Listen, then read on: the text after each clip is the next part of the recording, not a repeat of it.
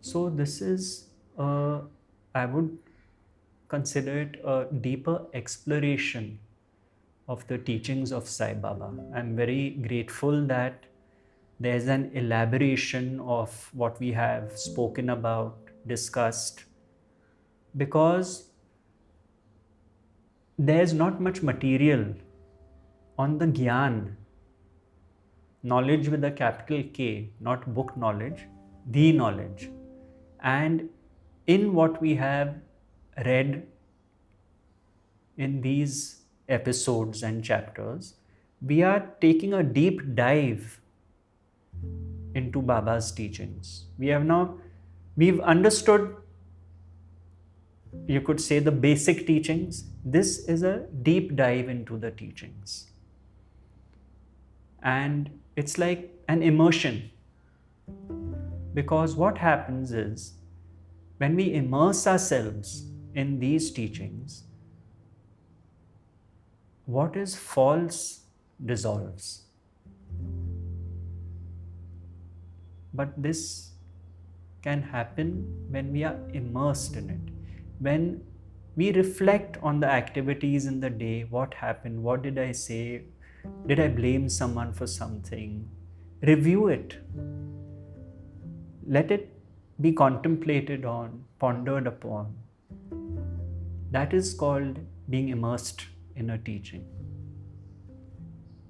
So it's very different from, let's say, reading one page of a book and leaving it by your bedside. Not that that is not enough, but this is truly, you are really deep diving. And so I do hope that this exploration has perhaps made you want to experience this dimension of life through these wisdom teachings of Baba. And you really start seeing things in a different light. When I say different light, I mean it quite literally. Because now we are seeing it through the light of consciousness, which is not as blemished as it was with the sense of separation of me versus the other. The world versus me versus the world. I have to make it, I have to fight, I have to push my way through. So when we see it in a different light, it is truly we are allowing this light of consciousness, of the wisdom of consciousness, what Baba has kept pointing to. In fact, I will read this out. The last paragraph I'd like to read out. It's very beautiful.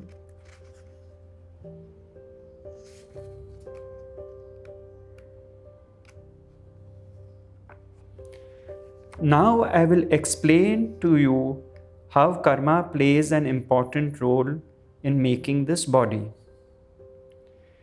Every living being, whether poor, rich, scholar, teacher, professional, white, black, any creed or caste,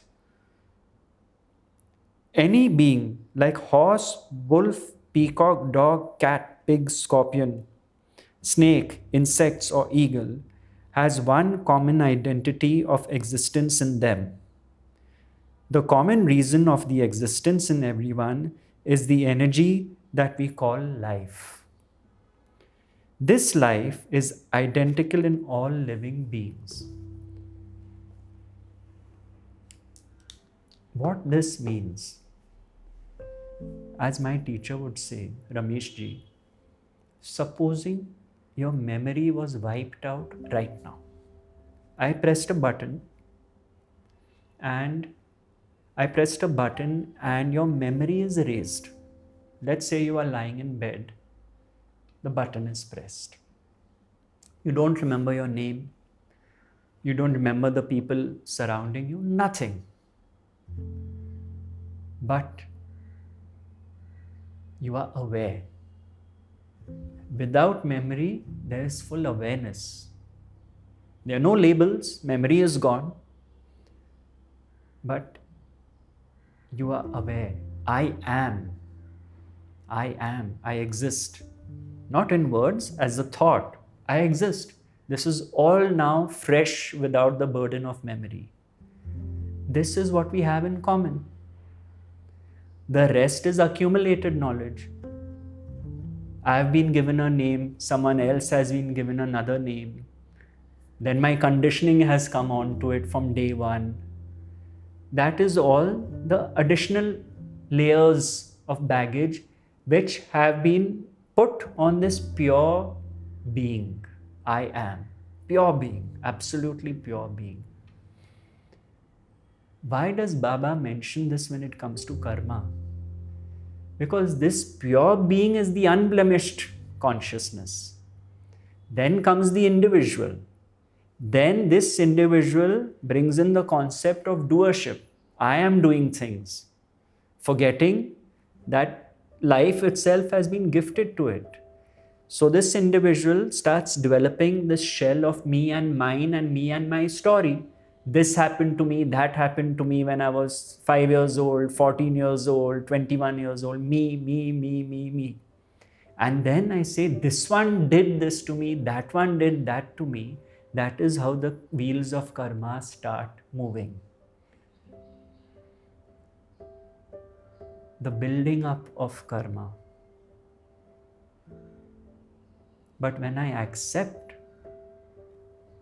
in the larger picture, nobody truly does anything because God operates through everyone. So in that sense, there are no good people and bad people. Because I have seen that the only power is God.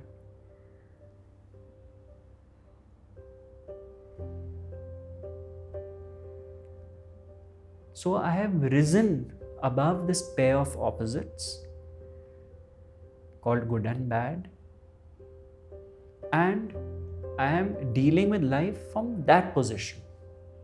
Because the sting of doership has been removed. I will still have to take action. I will have to protect myself from the bad person if there's harm coming my way in any way, word, deed, or thought, or whatever. I do what I have to do. But now I have been given this gift of knowledge that everything is a play of the divine. So I am not pointing fingers like I used to at people and events in my life and saying, you. That game is over for me. I am just witnessing everything as one flow, and I do what I have to do, knowing that the results are not in my control. So there is nobody to hate, ultimately, and there is nobody to love, because my nature is love in that sense. Nature's love means what? I don't have to go about hugging everyone. But when I accept that everyone in my life, all the people in my life, are the instrument of that one divine source, I accept them for who they are. I have no intention to want to change them because I know God knows best. Is not that love? Rather than loving some people, not loving most people, is not that love? It's a way of being. When I live like that, it is, you could say, a form of Advaita Bhakti. Because am I not then devoted to God because I'm seeing God in everyone? Does it mean that I have a relationship with the statue in my temple, whether it's Krishna or whoever, and I'm doing my bhajans and all, and I'm in bhakti, and then all my relationships are a mess in daily living? What kind of bhakti is this? But if I see the one behind the many, is not that bhakti?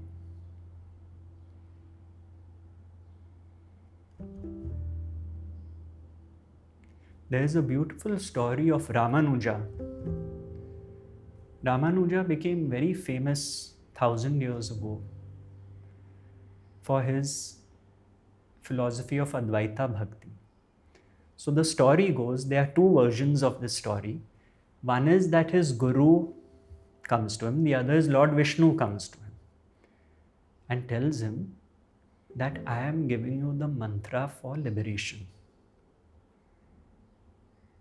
But keep it a secret. Don't tell anyone. Guaranteed liberation. If you tell anyone, you'll go to hell. I'm simplifying the story, right? He said, all right. So the minute the Lord goes away, or the Guru, he goes into the town and he tells everyone, I have the mantra for liberation. Om Namo Narayana. Om Namo Narayana. And people come by the thousands. So the Lord is very upset. He comes to Ramanuja and says, what have you done? This was meant for you. Now you will be punished.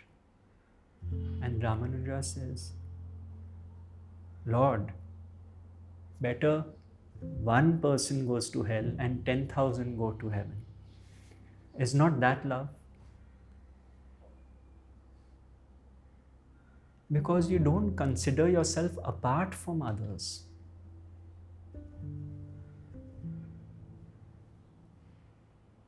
That is why, as I said somewhere during this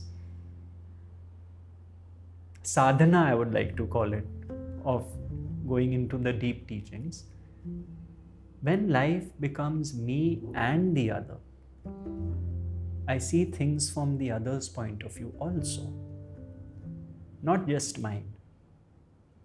You see, I say often, it's easy to say you must step into another person's shoes, but first you have to step out of your own. You have to leave your preconceived notions behind and see where the other person is coming from. So this, when life becomes me and the other, not me versus the other, then we know that this is a form of bhakti.